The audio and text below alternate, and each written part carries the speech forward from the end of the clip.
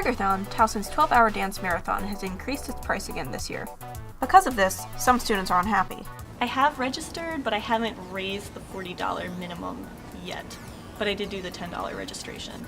But in previous years, it's been a lot less. Last year it was $25 total to go, and then the year before that I think it was like $10 or $15.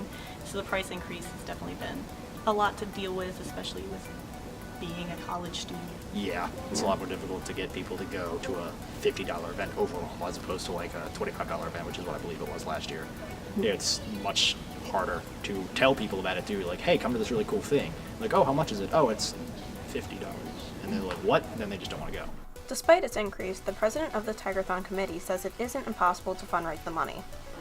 Because we raised the fundraising minimum, we did a lot of things to help our dancers fundraise. We opened up registration months earlier than we have in the past years.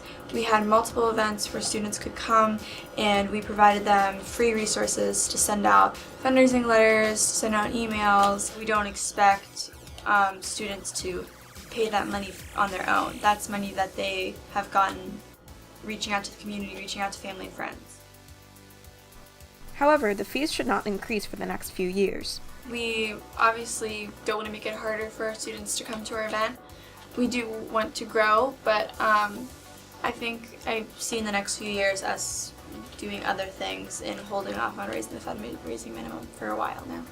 Students say they don't mind the increase because the money is going to a good cause. It didn't affect my decision. I'm still going to go because, as previously mentioned, it does go to a good cause, so I do feel good about that. I'm hoping that all the money goes directly to Children's Miracle Network and not some other source. I'm hoping it's like a 100% donation. It all goes to the same place. None of it goes to our committee.